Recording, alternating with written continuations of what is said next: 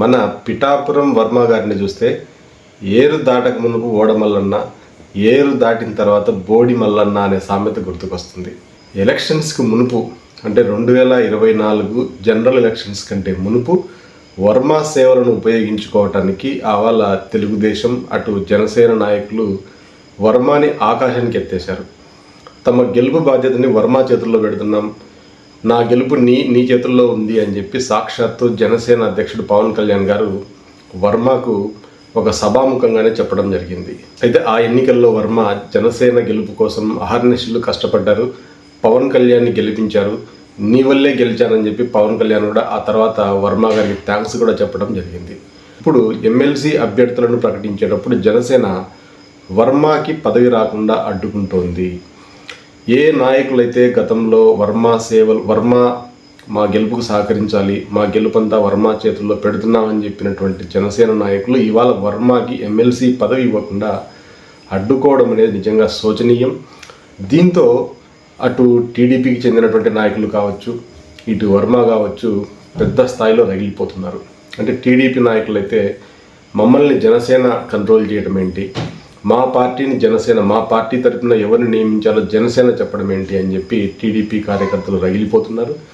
మరొక వైపు పిఠాపురంలో చాలా కాలం నుండి టీడీపీ అభ్యర్థిగా ఉంటున్నటువంటి వర్మకి అక్కడ పెద్ద ఎత్తున అభిమానులు ఉన్నారు, కార్యకర్తలు ఉన్నారు. వీళ్ళంతా సమావేశమై ఇవాళ తిరుగుబాటు ధోరణిలో మాట్లాడుతున్నారు. ఇది టీడీపీకి ఎంత మాత్రం రుచించటం లేదు. అట్లాగే జనసేన కూడా అక్కడ వర్మకి టీడీపీ సీట్ ఇవ్వకూడదని చెప్పి బలంగా కోరుకుంటుంది. అయితే దీనికి ప్రతిస్పందనగా నాదెండ్ల మనోహర్ ఏమంటున్నారంటే పిఠాపురం అనేది పవన్ కళ్యాణ్ అడ్డా అని చెప్పి ఆయన గట్టిగా చెప్తున్నారు. అయితే ఇదే నాయకులే గతంలో వర్మని కాళ్ళు గడ్డం పట్టుకొని బంగకు పోయి ఆయనతో తమ గెలుపునకి సహకరించేటట్లు చేసుకున్నారు. ఇవాళ అదే నాయకులు అది జనసేన అడ్డా, పవన్ కళ్యాణ్ అడ్డా అని చెప్పడం చూస్తుంటే వర్మని కూరలో కరివేపాకులాగా తీసిపడేస్తున్నారు అనేది మాత్రం అందరికీ అర్థమవుతుంది. ఆవాళ వర్మ తన సీట్ని త్యాగం చేయడంతోనే జనసేన ఇవాళ పిఠాపురంలో గెలవగలిగింది. గెలిచిన తర్వాత ఇవాళ వర్మని అడ్డు తప్పించుకోవాలి, వర్మని అక్కడ రాజకీయంగా అడ్డు తొలగించుకొని జనసేన అడ్డాగా పిఠాపురంని మార్చుకోవాలని చెప్పి జనసేన నాయకులు ప్రయత్నిస్తున్నారు. నిజంగా వర్మకి ఒక ఆశానిపాతం లాంటిది. ఎందుకంటే వర్మ మనస్ఫూర్తిగా జనసేన విజయానికి కృషి చేశారు. గెలిచిన తర్వాత అటు చంద్రబాబు నాయుడు పెద్దగా పట్టించుకోలేదు, తర్వాత పవన్ కళ్యాణ్ కూడా ఎక్కడా కూడా వర్మకి పెద్ద ప్రాధాన్యత ఇచ్చినట్టు కూడా కనపడడం లేదు. అయితే ఇవాళ మనోహర్ ఈ విధంగా మాట్లాడడంతో అటు టీడీపీ నాయకులు పూర్తిగా రగిలిపోతున్నారు. అట్లాగే పుండు మీద కారం జల్లినట్లు ఈ మనోహర్ మాట్లాడినటువంటి మాటలు వర్మకి మరింత కోపాన్ని తెప్పించాయి. అయితే ఈ వ్యవహారం ఇంతటితో ఆగేటట్టు కనపడడం లేదు. మరొక వైపు సీనియర్ నాయకుడు యనమల రామకృష్ణుడు కూడా తనకు ఎమ్మెల్సీ పదవి రాకపోవడంపై తీవ్రంగానే రగిలిపోతున్నారు. అయితే యనమల రామకృష్ణుడి విషయంలో మాత్రం టీడీపీ అధిష్టానం సీనియర్లను పక్కన పెట్టాలి, యువకులను మాత్రమే ప్రోత్సహించాలి, లోకేష్ టీంను తయారు చేసుకోవాలనేటువంటి కృతనిశ్చయంతో ఉన్నట్లు కనిపిస్తుంది. ఈ పథకంలో భాగంగానే సీనియర్లను తప్పించినట్టుగా మనకి వార్తలు వస్తున్నాయి. అయితే ఇక్కడ యనమల రామకృష్ణుడిని చంద్రబాబు నాయుడు అయితే మాత్రం తప్పించేటువంటి సాహసం చేసేవాళ్ళు కాదు. ఎందుకంటే ఎన్టీఆర్ గారి నుండి చంద్రబాబు నాయుడికి తెలుగుదేశం పార్టీని హస్తగతం చేస్తున్న యనమల రామకృష్ణుడు చంద్రబాబు నాయుడు గారికి ఇతోధిక సహాయం చేశారు. అవాళ ఆయన స్పీకర్గా ఉన్నారు, తను చేయగలిగినటువంటి సహాయాన్ని చేశారు. పార్టీని ఎన్టీఆర్ నుండి పూర్తిగా చంద్రబాబు నాయుడు చేతుల్లోకి తెప్పించడంలో యనమల రామకృష్ణుడు పూర్తి స్థాయిలో సహాయం చేశారు. దానికి కృతజ్ఞతగా చంద్రబాబు నాయుడు పార్టీ అధికారంలో ఉన్న ప్రతిసారి యనమల రామకృష్ణుడికి మంత్రి పదవిని కట్టబెట్టేవాళ్ళు.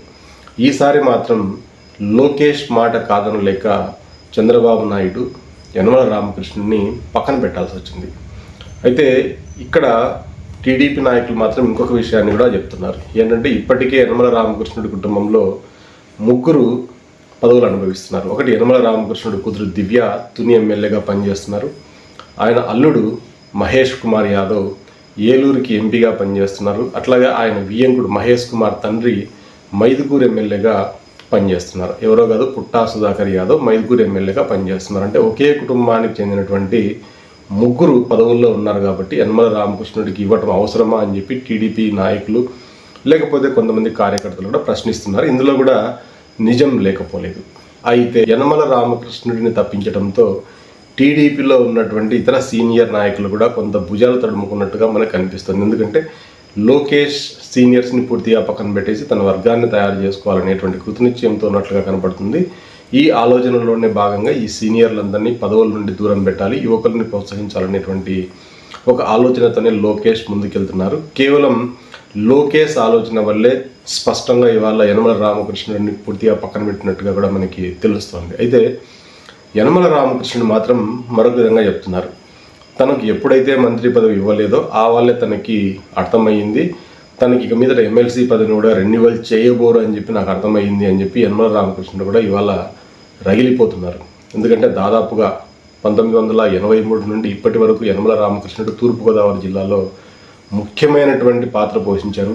తెలుగుదేశంలో అన్నీ తానే నడిపించారు. అట్లాంటి నాయకుడు ఇవాళ పూర్తిగా చేతులు కట్టుకొని ఒక మూలన కూర్చోవాలి అంటే నిజంగా కొంత కష్టతరంగానే ఉంటుంది. అయితే ఏ నాయకుడైనా సరే మార్పుని అంగీకరించాల్సిందే. రాజకీయాల్లో పాత నీరుపై కొత్త నీరు రావాలి.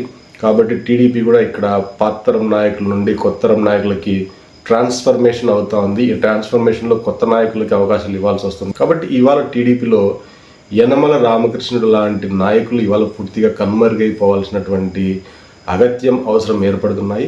కాబట్టి ఈ విషయం ఇప్పటికైతే యనమల రామకృష్ణుడి వరకే ఉంది. రాబోయే రోజుల్లో అటు ఎమ్మెల్యే సీట్లు కావచ్చు, లేకపోతే రాజ్యసభ స్థానాలు కావచ్చు, అన్నీ కూడా యువకులకి లేకపోతే లోకేష్ చెప్పిన వాళ్ళకే దక్కేటువంటి అవకాశం ఉంటుంది. కాబట్టి టీడీపీలో ఇక మీదట 1983 నుండి అంటే పార్టీ పెట్టినప్పటి నుండి ఎవరైతే సీనియర్ నాయకులు ఉన్నారో వీళ్ళందరూ కూడా మారు మాట్లాడకుండా తమ రిటైర్మెంట్ ప్రకటించాల్సినటువంటి అవసరం ఏర్పడుతుంది.